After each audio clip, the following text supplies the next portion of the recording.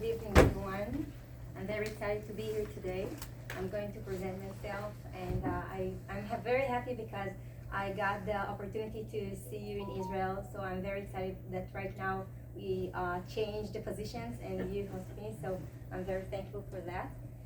So this is my family. I'm 38 years old. This is Liron, and this is Tai. Is 10 years old. Yaheli, she's 8, and Leah, she's 3 years old.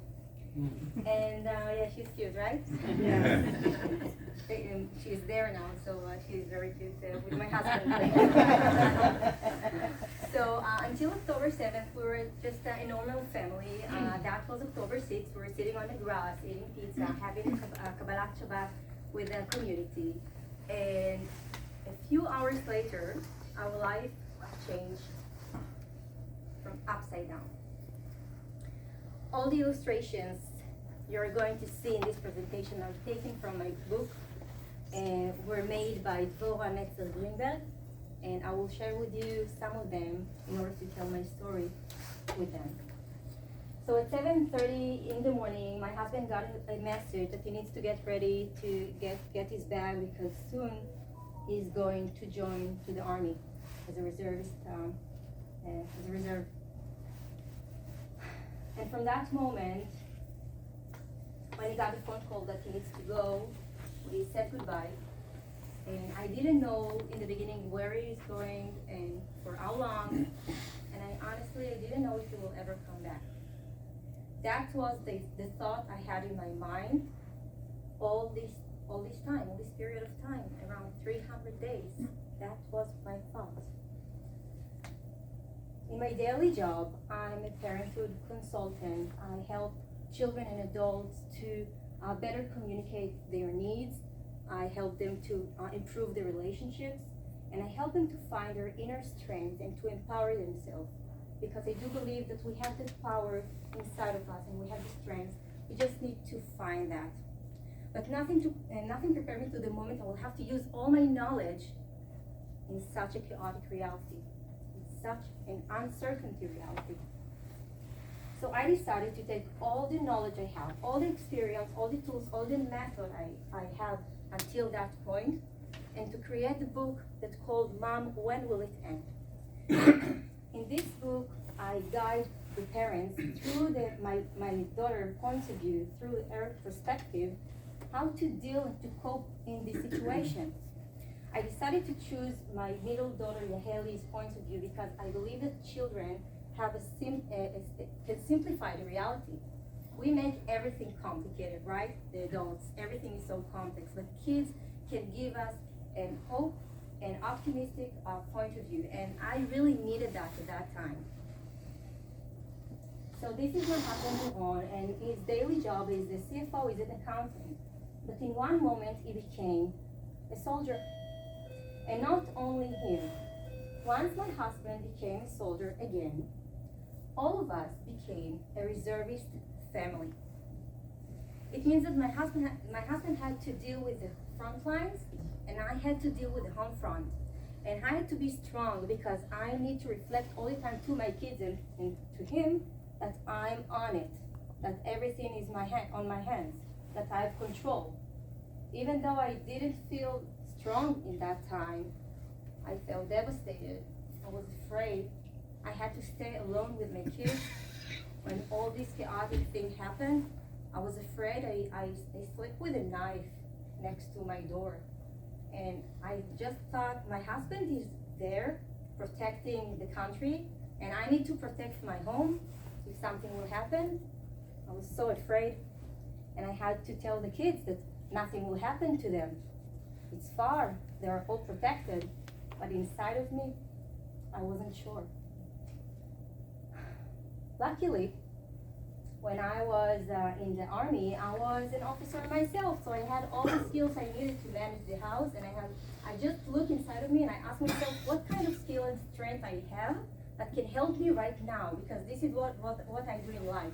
I look at the past and I try to find the resilience inside of me to better deal with the situation. So this is what I did. I sat with my children, and at that moment I had a choice. I have no control on their outside reality, but I do have control in myself. And that was my choice that actually led all this period of time to be as it was. The story could be different, but I chose to tell my story from an optimistic point of view and from my inner strength. It wasn't easy. There were a lot of challenges. I will try to briefly explain to you that maybe you can feel one day in my life as a reservist wife. So I had to be a father and a mother.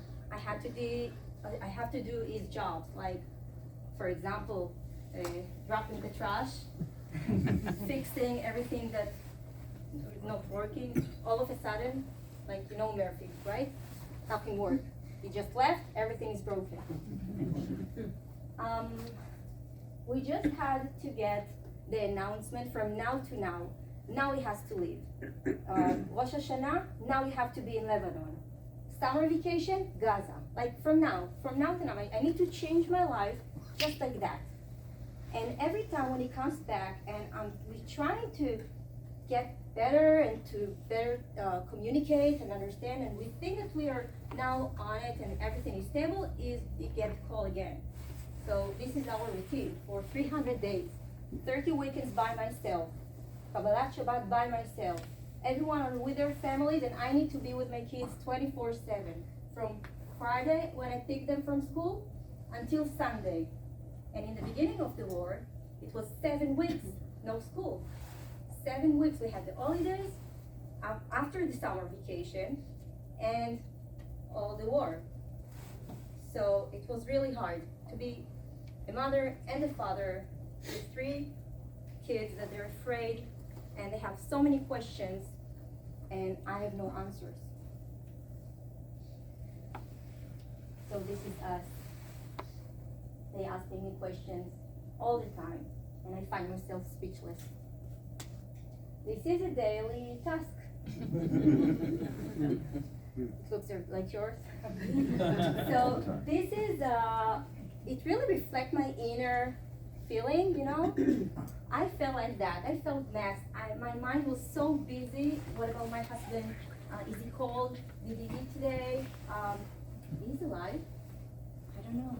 No communication. I have no idea. I really don't know. Everything became so challenging. Even the smallest thing, like the routine things. Just imagine I need to wake up in the morning and I need to go to work and I realize that I have no bread. And I need to make sandwiches and I need to be at work at 8 and it's 7:30, no bread. What should I do? Should I go with the 3 kids right now to the supermarket? Should I call to the teacher? No, I feel bad. It's embarrassing, right? So this is like the small things that we don't really think about that, but it happens. I remember one day, I dropped the kids at school and I felt so hero. Yeah, I did it on time. After half an hour, the teacher called me, your son is crying, he's this and he's that, can you please pick him? I mean, I picked him up, of course, and I cried with him. So, as you can see, reality, illustration, and you can see the monster here, the monster of the laundry, and all the questions that Mihaly asked me all the time. Why dad isn't calling? Are there more kids like us? Or we are the only one that have in this situation? They really wanted to know that if they're alone with this. Okay, what are we eating today? I'm bored. When we're going back to school. And even hard questions like, can our dad die in the army? Mom, why are you crying? So it was hard to reflect something different than what I felt. I felt like not happy at all, but I wanted to show them happy. I felt scared, but I wanted to show them that everything is okay. It was hard, and kids know, they feel us. We can't lie them. Are you familiar with this sign? Okay. So 1V means that the message was not delivered. I just spoke with myself. No one to argue with. I missed him, and he couldn't respond. because he was in Gaza and he was in Lebanon. This summer is going to be in Syria, I believe, 70 days from the summer. So I just spoke with myself, worried about him, thinking about him, but no communication. And I had a constant fear I will get a knock on the door.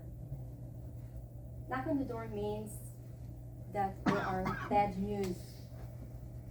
And every day, every night, 24 hours a week, I was afraid that I would get a knock on my door. And one day, it happened. I was sitting in my clinic room, in my room, in the house, and all of a sudden, I heard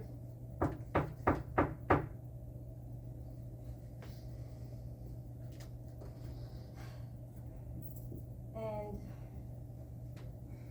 I got up from the chair and I started to walk to the door. And every step I walked, every step, I just thought that this is our last steps before my life are going to be changed. That's all I had in my mind. It was the neighbor. She wanted some milk. People were not aware what one knock on the door can do to our hearts and body and soul. It took me more than a day to get myself together, because that was my nightmare, and someone knocked on my door.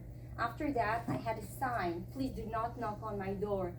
Here lives a reservist family. If you want something, call me, and I put my number, because I couldn't handle with that again. I asked myself, what can I do in this situation? I mean, I have the tool, I have the method, I can do something. I know I can. In my life, in my daily life, this is my brand, this is my the name of my company. This is what I do. New View, I help other people to see the reality in different ways, because the assumption is that I have no control on the reality, but I do have control the way I look at things. And if I change the way I look at things, the things that I will look at them will be changed. So this is what I can do. I can look inside of me. I just change a little bit the angle of the things, and I can see the reality different, and I can tell a different story. This is why I decided also to tell this story in my way, because I know that one day our kids will look back and on this story, and I want them to look on a point of view, from a point of view of strength. I want them to remember that they are heroes, that they are strong. We choose the narrative, and this is the narrative I chose. So we focus on our approach, the way we look at things, and we decided to concentrate on the hope and the optimism point of view. I gave the emotional legitimacy. We had a conversation every evening, and I encouraged them to talk about their feelings. And we just focus on things that we know for sure, that it will give us some certainty, so we can hold that and feel more confident. And we concentrate on the positive things and our inner strength. We also used humor in order to get to handle with fear. This is my dad. And we realized that we are not alone. There are more kids like us. I invited the kids, and we're all together on Friday. And then we realized that there are so many kids in our position, and we are not alone. So it gave us strength that we know that there are more kids like us. I had an empty apartment next to me, and I called the owner and I asked, can we help people that evacuated their houses? She said yes. So I found myself speaking all day with people from Sderot, from Ofakim, from the north, from the south, from everywhere. I spoke with people, and I have little children here that are afraid, and I speak with people that tell me about their story. And I really wanted to do something and to help, to feel like I'm also doing something, besides sending my husband to the north and front. So we helped 2 families, 12 people, to come from the north, and we became one big family for almost 3 months. So they arrived. This is the empty. This is my son Itai. We cleaned that, and I sent one message in the WhatsApp community, and in 2 hours the empty apartment was full with sofa, with fridge, with food, with the ordered pizza and the table, and everything was ready for them. So they arrived, and I love them so much. We became really a big family, still in communication, and their kids became our friends, and you can see more or less the same age. And we celebrate birthday together, and their birthday and our birthday, and they came with us to school, and they were part of us, really part of us, and it really helped me. It helped me to deal with the longing, with, I was alone, no partner, so that really gave me hope and love, and I felt like I'm doing something meaningful to others. And I realized that I'm not alone. There are so many women like me in this situation. This is just hard because, they're not getting all the frame, but I'm not alone. And I decided also to write 2 poetry books to help the women to deal better with their situation. In this book, I wrote about the anger, about the longing, about the fear, about the anxiety, everything that we deal, about the gaps that we need to bridge with our husbands to get to know them better, because this is new dynamics. I want you to know that I'm not alone. Just in Hadera, there are thousands of families like me, and there are 250 with little children that's struggling more than 1 year in this situation, that the husband, the father mostly, he comes and goes, and we all the time need to rebuild again our relationships.